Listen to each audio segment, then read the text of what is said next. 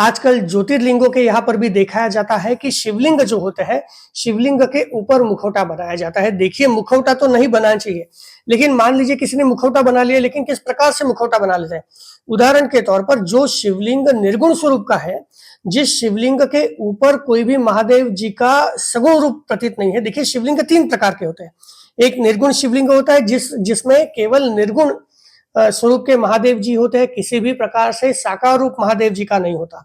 दूसरे होता है सगुण रूप, जो हम मूर्ति में देखते हैं, और तीसरे शिवलिंग जो होता है वो सगुण निर्गुण रूप होता है। मतलब शिवलिंग जिसमें महादेव जी का आकार, महादेव जी का मुख पहले से बना हो, उसे कहा जाता है सगुण निर्गुण रूप।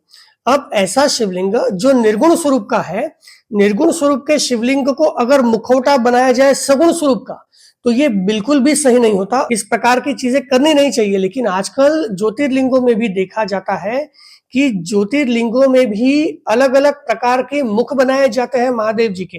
तो महादेव जी का जो शिवलिंग है, जिस पर कोई भी मुख बना हुआ नहीं है, जो निर्गुण स्वरूप का है, उस पर जो मुखौटा लगाया जाता है, वो मुखौटा भी मुख का लगाया जाता है। मतलब सगुण निर्गुण स्वरूप का लगाया जाता है। शिवलिंगों के स्वरूप के भेद में ये अंतर न जानने की वजह से लोग इस प्रकार की चीजें करते हैं। ये बिल्कुल ही गलत है। मतलब शिवलिंग जो है वो है प्राकृतिक स्वरूप का, लेकिन उसे मुखौटा बनाया जाता है, वो सगुण निर्गुण स्वरूप का बनाया जाता है। निर्गुण स्वरूप के शिवलिंग की आराधना निर्गुण स्वरूप में ही होनी चाहिए।